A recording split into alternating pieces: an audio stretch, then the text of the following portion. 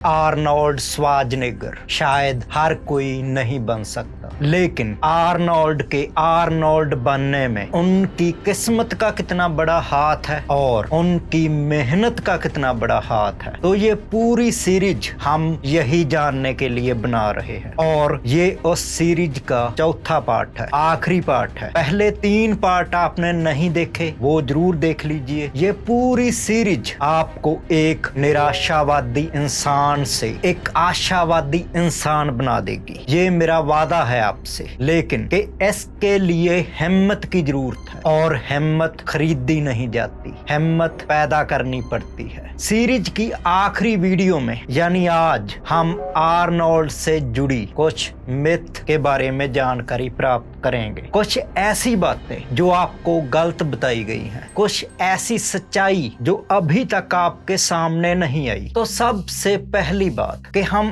अक्सर सुनते हैं आर्नोल्ड की जो बॉडी थी वो जेनेटिकली बड़ी गिफ्टेड थी। जैसे कि रॉनी कोलमैन अक्सर बोलते हैं कि मेरी बॉडी जैसे बनी ही बॉडी बिल्डिंग के लिए थी। उनकी बॉडी का हर मसल कुदरत ने जैसे शौक से बनाया हो, उनका कोई भी मसल जरूरत से छोटा या बड़ा नहीं था और उनकी बॉडी बहुत जल्दी रिस्पॉन्ड करती थी एक्सरसाइज के प्रति, डाइट के प्रति। तो ऐसी बॉडी को हम गिफ्टेड बॉडी बोलते हैं बॉडी बिल्डिंग की भाषा में। लेकिन आर्नोल्ड की बॉडी ऐसी नहीं थी, आर्नोल्ड की बॉडी गिफ्टेड नहीं थी। आर्नोल्ड की जो अपर बॉडी थी वो आप बोल सकते हो कि कुदरत ने जैसे बॉडी बिल्डिंग के लिए ही बनाई थी, लेकिन उनकी लोअर बॉडी बहुत ही वीक थी और इसको बनाने के लिए उनको बहुत सख्त मेहनत करनी पड़ी। जैसे कि एक बार रिच पियाना ने कहा था कि मैं आर्नोल्ड की बॉडी को जेनेटिकली गिफ्टेड नहीं मान, क्योंकि उनकी बॉडी का जो लोअर पार्ट था, उनकी लेग,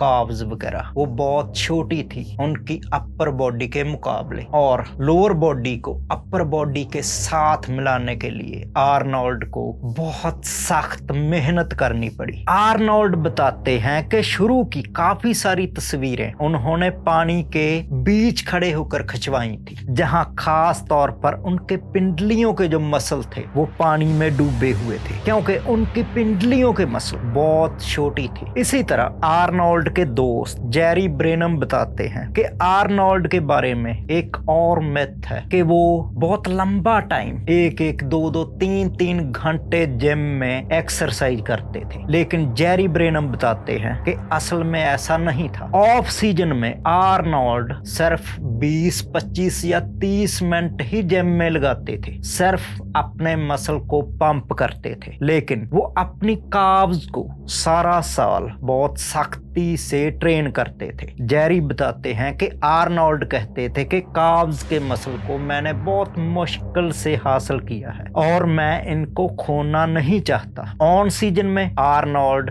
जिम में बहुत सख्त मेहनत करते थे और दिन में 2-2 बार। आर्नोल्ड के बारे में एक और अफवाह है कि आर्नोल्ड के जो ट्रेनिंग पार्टनर थे वो फ्रैंको कोलंबो थे। तो जेरी ब्रेनम बताते हैं कि फ्रैंको कोलंबो और आर्नोल्ड बहुत ही कम मौकों पर साथ में एक्सरसाइज करते थे। जेरी एक और बात बताते हैं आर्नोल्ड के बारे में कि आर्नोल्ड अक्सर वीडियो में बताते हैं कि वो अपने पेट की एक्सरसाइज का 500 रेप्स लगाते थे। लेकिन जेरी ब्रेनम बताते हैं कि मैंने कभी भी एब्डोमिनल की एक्सरसाइज के दौरान आर्नोल्ड को 100 से ज्यादा रेप्स लगाते हुए कभी नहीं देखा। इसी प्रकार आर्नोल्ड बताते हैं कि वो 5 घंटे जिम में एक्सरसाइज करते थे। तो जेरी ब्रेनम बताते हैं कि हो सकता है जब वो ऑस्ट्रिया में थे तो वो 5 घंटे एक्सरसाइज करते हों, हो सकता है वो एब्डोमिनल की एक्सरसाइज के 500 रेप्स करते हों, लेकिन जब वो अमेरिका आ गए तो वो ऐसा नहीं करते थे। ऑस्ट्रिया में आर्नोल्ड की बॉडी बिल्डिंग लाइफ के साथ जुड़ी हुई एक और रोचक कथा है जो कि सच है। आर्नोल्ड शुरू में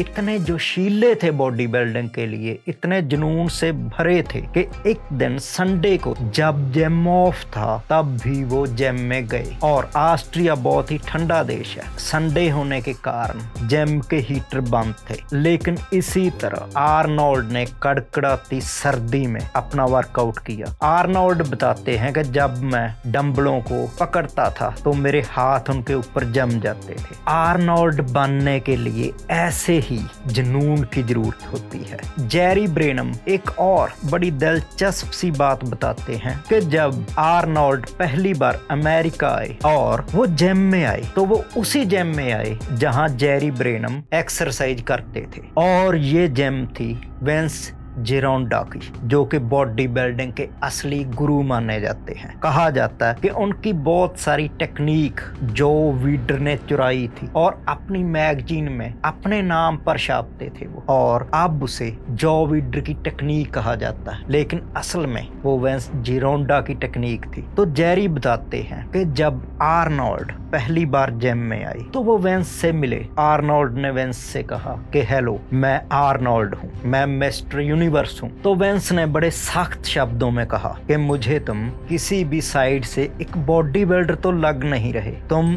एक मोटे सांड लग रहे हो। क्योंकि आर्नोल्ड उस टाइम के अमेरिकन बॉडी बिल्डर से बहुत ज्यादा बल्की थे। तो जेरी ब्रेनम बताते हैं कि आर्नोल्ड विंस की ये बात सुनकर लगभग रोने वाले हो गए थे। तो जेरी ने कहा कि आर्नोल्ड, विंस की बात को पर्सनली मत लो। विंस हर किसी को शुरू में ऐसे ही बिहेव करते हैं और देखते हैं कि इसमें कितना दम है। शायद यही कारण है कि आर्नोल्ड ने विंस के साथ ज्यादा काम नहीं किया। जेरी ब्रेनम बताते हैं कि एक रोज मैं और आर्नोल्ड पैदल जा रहे थे कहीं, तो आर्नोल्ड ने कहा कि तुमने रेज पार्क की मूवी देखी? तो जेरी ने कहा हाँ, बहुत सारी देखी, लगभग सारी देखी हैं। आर्नोल्ड कहने लगे, एक दिन लोग मेरे बारे में भी ऐसे ही बात करेंगे जैसे रेज पार्क के बारे में बात करते हैं। तो जेरी ब्रेनम बताते हैं कि मैं सचमुच हैरान हुआ था कि एक 21 साल का लड़का जो अभी अभी अमेरिका पहुंचा है और इतनी बड़ी बात कर रहा है, और आर्नोल्ड ने इन सब बातों को सच साबित भी कर दिया। आप में से बहुत सारे लोग शायद ये सोचते होंगे कि आर्नोल्ड स्टीरॉइड नहीं लेते थे, लेकिन आर्नोल्ड भी स्टीरॉइड लेते थे, आज के बॉडी बिल्डरों की तुलना में बहुत ही कम। आर्नोल्ड कंपटीशन से पहले कुछ महीने स्टीरॉइड लेते थे, बाकी का पूरा साल आर्नोल्ड स्टीरॉइड से दूर रहते थे। आर्नोल्ड का एक बेटा बचपन से ही मोटापे का शिकार है, क्योंकि आर्नोल्ड के घर में जन्म लेने से कुछ नहीं होता, आर्नोल्ड बनने के लिए मेहनत करनी पड़ती है। तो इस बात से भी हमें यही सीखने को मिलता है कि आर्नोल्ड बनने के लिए आपको खून पसीना एक करना पड़ता है। आखिर में मैं यही बोलूंगा, आर्नोल्ड ने अपनी किस्मत को खुद लिखा, ना कि आर्नोल्ड बनना उनकी किस्मत में लिखा था। उम्मीद है पूरी सीरीज आपको अच्छी लगेगी, तो पूरी सीरीज को पूरे ध्यान से देखना, ज्यादा से ज्यादा शेयर भी करना और चैनल को सब्सक्राइब करना बहुत जरूरी है।